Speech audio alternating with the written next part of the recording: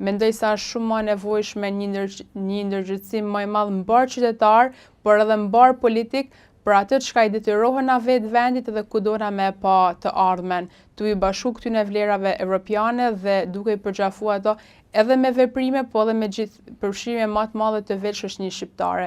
Shoqënia shqiptare e shef integrimin evropian si garancinë e vetme dhe më të madhe për një demokraci të pastër, llogaridhënie dhe transparencë më cilësore. Dhe kjo nuk do të thotë që e atashon integrimin evropian vetë procesin, pra dhe institucionin me figurën e një personi apo lideri politik të vetëm, një emri partijak apo një lloj qeverie. Është shoqënia shqiptare thelbi i këtij procesi dhe vetë procesi i integrimit duhet të sillet dhe duhet të jetë i tillë. Mundet Shqipëria të jetë në BE me këta lider politik, me zotin Rama, me zotin Berisha? Unë besoj se integrimi evropian e ka shumë të qartë llojin e leadershipit që don, edhe këtë e ka përcjell edhe me modelet e leadershipit që vetë perëndimi ka pas ndër vite. Modelet që ka pas veni jonë janë shumë larg këtyne, qoftë me meritokracinë, me demokracinë e brendshme, me llojin e qeverisjes, me llojin e komunikimit, modestinë e afrimit dhe të bamunit politik me qytetarët të vet. Ka shumë për me reflektu, nuk e di se sa të aftë do t'jenë për me reflektu, pasi për shumë gjana është edhe shumë vonë, por di të them që klasa politike, establishmenti politik në Shqipëni e ka humbur totalisht legitimitetin edhe besueshmërinë publike dhe është në një shkëputje shumë të madhe me realitetin e shqiptarëve dhe me nevoja që me të vërtet ka vendi jonë. Një pyetje që vjen edhe një nga kritikat kryesore që është ndaj teje pas vendimit të largu nga PS-ja është jep mandatin edhe nuk të takon ty etj. Ti e përgjigjur, por duhet ta bëj dhe unë, meqense në emisionin tim. Si përgjigjesh këtyre kërkesave që kanë ardhur nga PS-ja, nga disa deputet? Është dhe një lloj kritike që të adresohet. Unë kam drejtu listën e mbyllur të Qarkut Shkodër për Partinë Socialiste në zgjedhjet e vitit të kaluar. Janë 10 muaj e pak që unë jam pjesë e parlamentit si deputete e këtij kuvendi. Ky është një sistem elektoral që unë e kam gjetë, pavarësisht kritikave të mia të mëdha që unë kam ndaj këtij sistemi, pasi nuk më duket sistemi më i drejtë, i mundshëm dhe demokratik për vendin tonë. Betimin si deputete unë e kam bë mbi Kushtetutën e Shqipënisë, jo mbi statutin asnjë partie. Pra është kushtetuta ajo që më jep lirinë, më njeh kompetencat dhe të drejtën që unë ta ushtroj mandatin si deputete deri në fund, dhe kështu do të bëj. Dhe tjetra, a lihet një betim i bëm në kushtetut, a lihet një premtim që ju kam dhënë qytetarëve që do t'i përfaqësoj dhe do t'ja veçoj zonin e tyne në parlament dhe problematikat e tyne deri në fund këtij mandati? Besoj përgjigjen edhe vetë. Çfarë do ndodhi në të ardhmen tënde? Kam dëgjuar thashë theme që mund t'i bashkohesh PD-s, mund të shkosh në një parti të re. Cili është objeksioni që ti ke, objektivi pra i të ardhmes? Mua nuk më frymëzon personalisht asnjë nga këto dy forume politike dhe as lideret e tyne. Mendoj që më së miri unë e shërbej interesit qytetar duke nejtë si deputete e pavarur. Unë po punoj në një platformë, në disa pika kryesore që do shqjedhojnë dhe elaborojnë matutje se si do jetë e ardhmja jeme politike dhe aktiviteti jem politik në këto 3 vite të mbetur aty këtij mandati. Çfarë tipi ka platforma? Pra një krimi një partie politike apo platformë thua të aktivizmit tënd? Platformë nuk do të thotë me do e mos parti politike. Për mua është një lloj transparence edhe garancie ndaj qytetarëve shqiptar, atyne që më kanë pra të qarkut tem dhe jo vetëm, dhe një lloj komunikimi i drejt për drejt se ku e shoh unë më të rëndësishme që tjetë aktivizimi jam politik dhe çka shoh si më të nevojshme për t'u sjellë dhe për t'u artikuluar në diskurin publik dhe në jetën publike politike të vendit tonë. Thelb i këtyne pikave që unë po shqjedhoj dhe i kësaj platforme është mirëqenia, me bë vendin tonë një vend të jetueshëm. Momentalisht Shqipënia nuk është një vend i jetueshëm në kushtet e duhura as për brezin e ri, po as për brezin e prindve tonë. Jo më kot janë detyruar dhe detyrohen çdo ditë të largohen. Qëllimi është se si mundena këtë Shqipëni me e kthy në një vend më të jetueshëm dhe me një mirëqenie më të vërtetë dhe një standard më të lartë.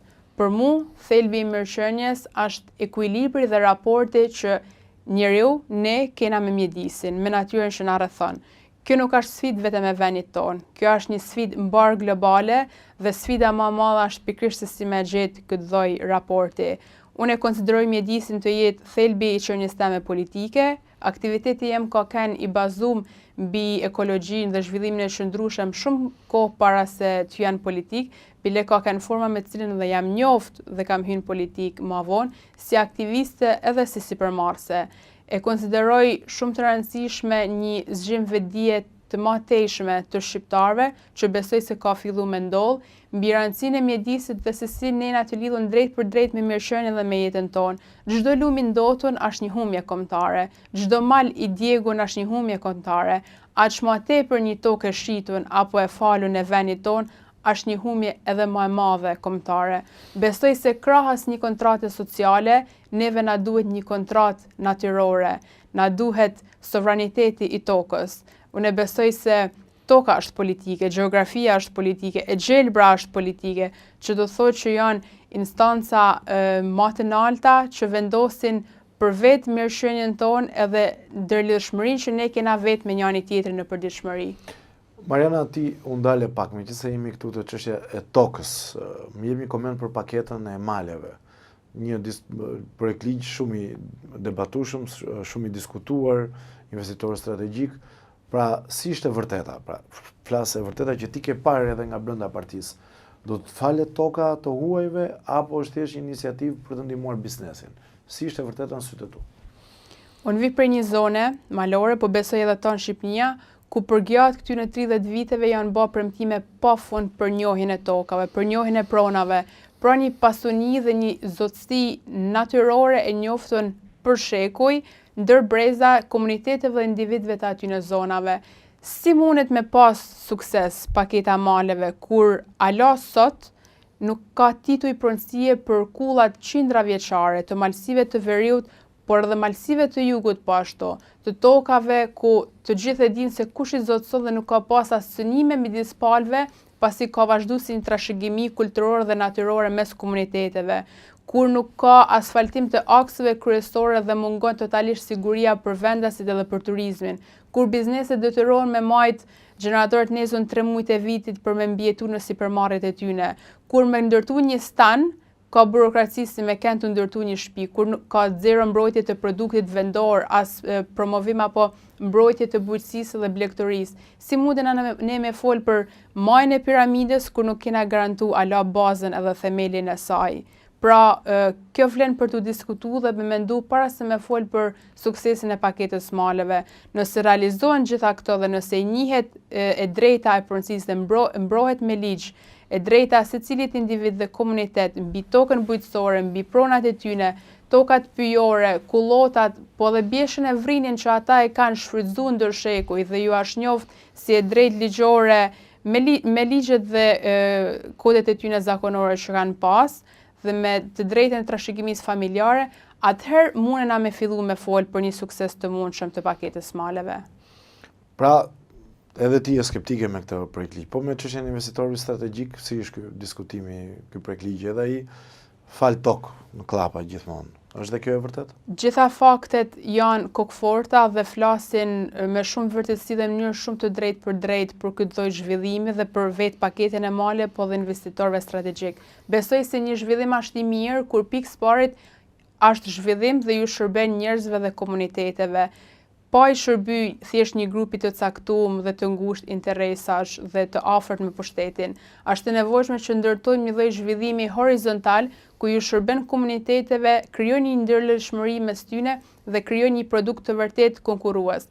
Dhe besoj se Shqipënia ka ton potencialin e mundshëm që me diversitetin e vet që ka, pavarësisht se është një vend i vogël dhe me shumëllojshmërinë e komuniteteve, të kulturës, subkulturave dhe historisë që ka, mund krijojnë një potencial dhe një produkt konkurrues me tana vendet e tjera të Evropës. Kjo është arsye sepse vizitohet Shqipënia, për mikpritjen, për vlerat natyrore, për arkitekturën e veçantë. Ne nuk vizitojna dhe nuk kena vizitu asnjëherë për resortet, ne nuk e konkurrojmë do të botën në një zhvillim që e ka sjellë prej dekadash. Dhe ne nuk kena pse tjetërsohena në emën të zhvillimit.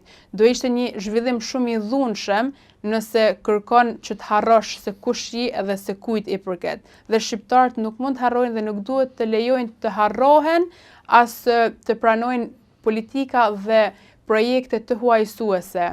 Pra, duhet një zhvillim që krijon një vend dhe një mirëqenie për vetë shqiptarët dhe duke ja siguru jetën e tyre pikës pari këto. Po ke nevoja që ata të largohen dhe të jenë emigrant në vende të tjera dhe turist në vendin e vet. Shumë njerëz bëjnë pyetjen me këto teza, të gjithë bien dakord. I ke ngritur dhe në Partinë Socialiste këto teza, pra është folur dhe në forumet e saj drejtuese, në grupin parlamentar, në kryesi, në asamblen, sepse duke sikur zoti Rama i digjon deputetët, të paktën nga ajo që kemi parë dhe nga mediat. Ashtu duket, unë e kam ngrit çështjen e pronave, çështjen e hipotekës. Dhe të mjedisit, të lumeve kemi diskutuar edhe më herët bashkë, studio tjera televizive.